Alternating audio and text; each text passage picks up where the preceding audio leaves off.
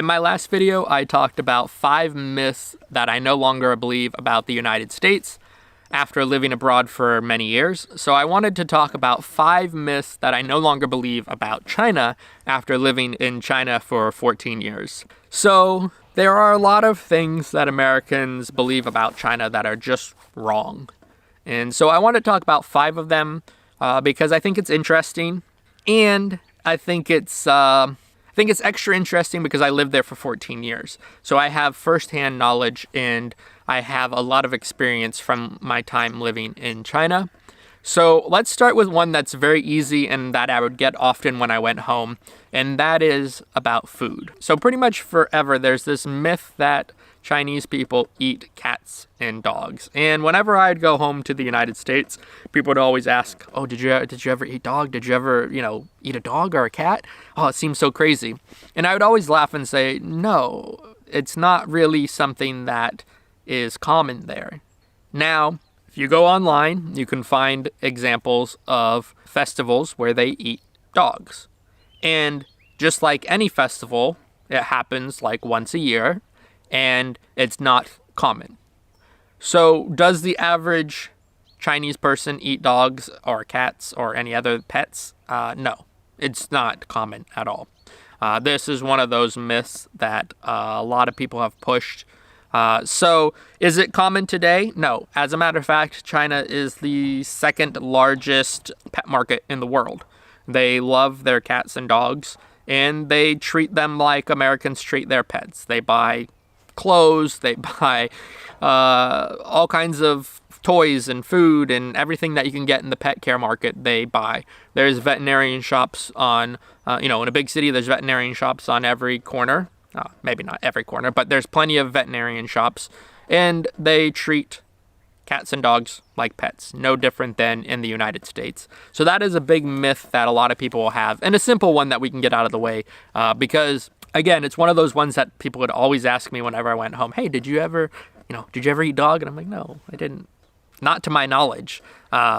Is there mystery meat in China? Sure. There was some, street vendors that I ate meat, and they said it was chicken or beef or lamb, but it could have been anything. But in reality, they aren't eating it. It's not on the menu. It's not something that you would order when you went to a restaurant. Unless you're going to a very, very specific restaurant looking to buy that. So that's the first myth to get out of the way. The second one is that China is a communist nation. This is a little bit more in-depth, and it's a nuanced topic. On the surface, they are communists, and that is their goal. They're a socialist state, and just like with any socialist state trying to reach, the end goal of communism, they will say that on the surface. But in reality, they are very capitalistic, and its economy is capitalistic, and its government is socialist/communist, with the goal of trying to better the people's lives. So it's extremely complicated, but it's one of these myths that China is this communist state that is completely oppressive. And that's just not what I experienced there. And talking to people that live there, coworkers and other people, they didn't experience it that way either. Is it, do they have a communist party? Yes. Do many people join the communist party in order to get ahead in business? Yes. But there's also free markets, and people are allowed to buy and sell goods as they please. It's very capitalistic in the everyday interactions.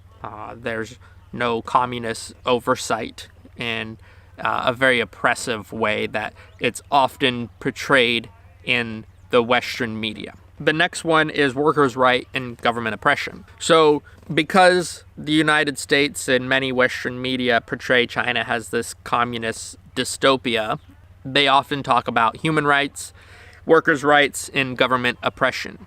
And this, again, is a myth about China. China is not oppressing its people. There might be a subset or a few areas in which they are more aggressive or extreme. That could be Tibet. That could be Xinjiang, but it's not to the level that the United States portrays it, and it's not slavery, and it's not taking away everybody's rights. Workers do have rights in China. There's not sweatshops on every corner. Workers, especially if you've been out of business for a long time. I even talked about this in a previous video where I said my views had changed on China after living there for some time, and you can watch that video after this one. But workers do have rights.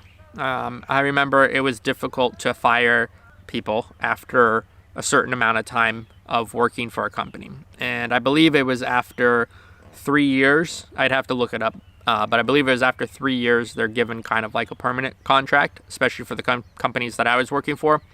And after that, it was very difficult to fire an employee because they basically had a long-term contract, and you could move them around. You could make their life miserable, essentially, to try and get them to quit, but you couldn't just outright fire them if they were performing their job and doing, what they were asked. Also, when it came to like women's rights, when they were giving birth, so like mothers' rights, they were giving a lot of maternity leave. And basically, once a woman was pregnant, it was almost impossible to fire that woman, especially for the time that she was pregnant, and then for like a year or two after she had her baby, it would be almost impossible to get rid of her.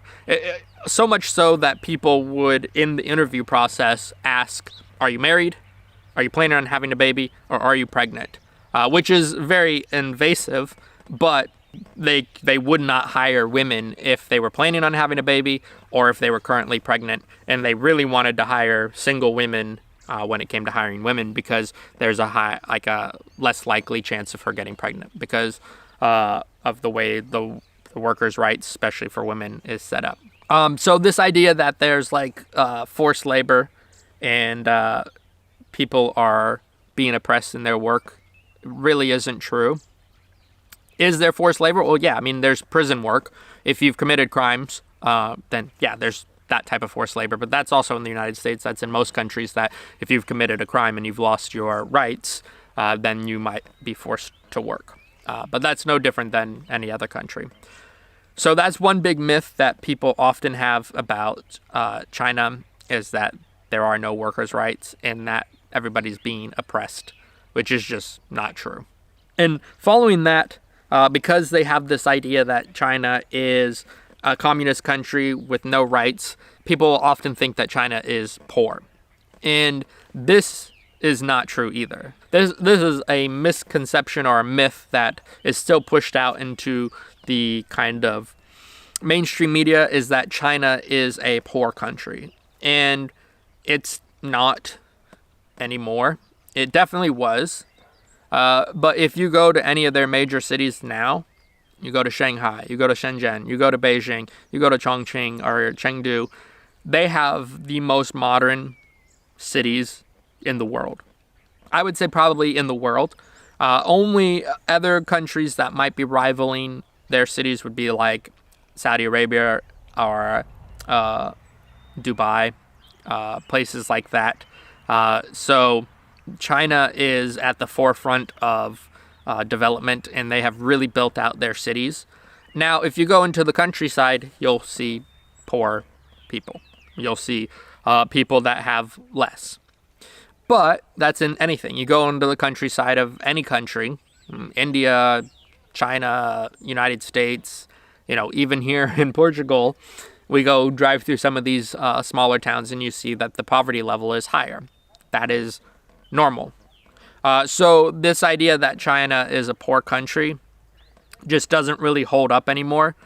In terms of GDP, it's the second largest in the world when you look at the raw numbers of GDP. If you look at purchasing power parity, PPP, China is number one in terms of purchasing power. So depending on how you look at it, it is the richest country in the world, or the second richest if you look at straight dollar terms.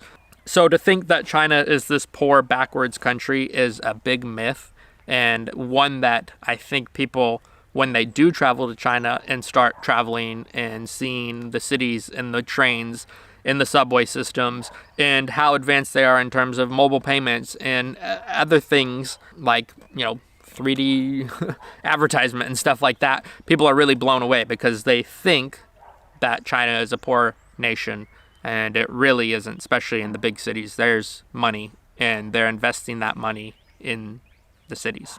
And then the final one, kind of going back to this whole idea of oppression, which is a big one that the United States and Western media always pushes, is about human rights and about kind of oppression and slavery and stuff like that.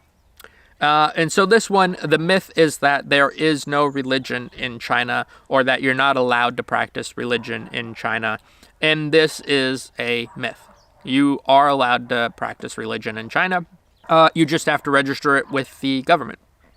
You just have to let the government know who you are, what religion you're practicing, and, if your memberships are growing or shrinking, or who's coming to your services.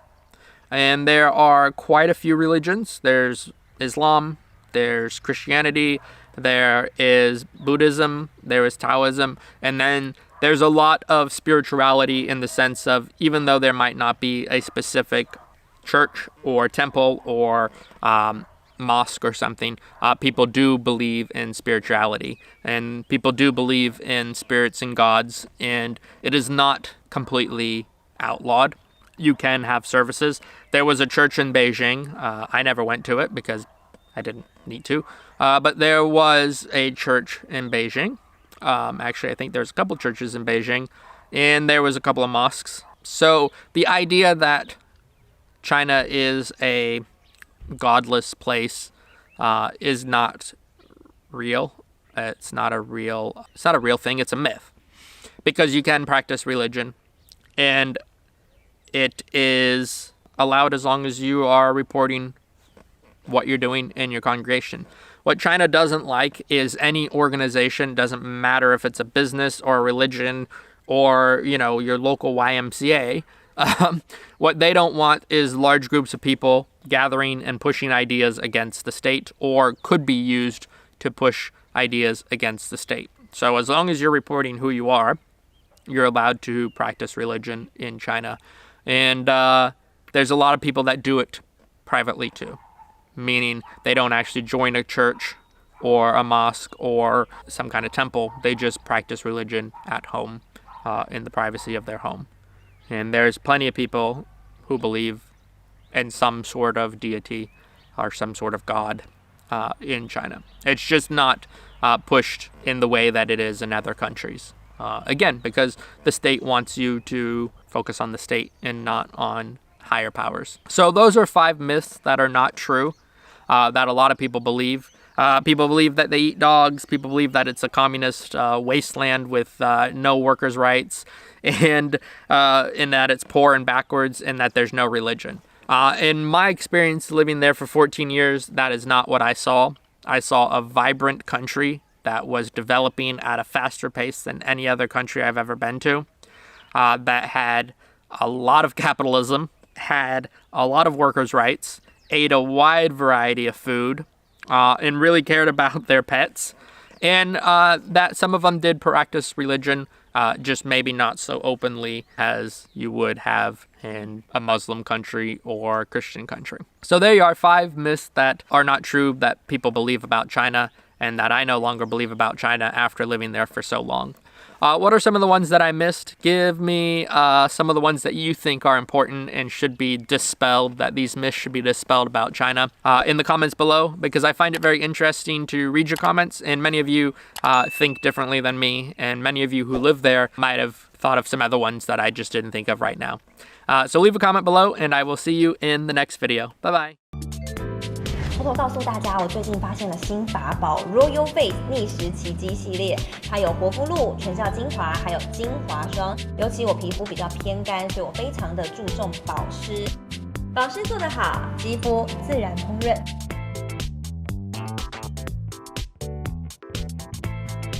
提亮肤色更年轻，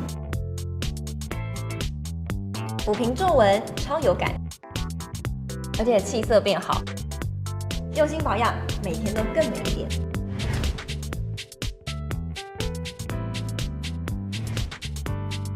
美吧。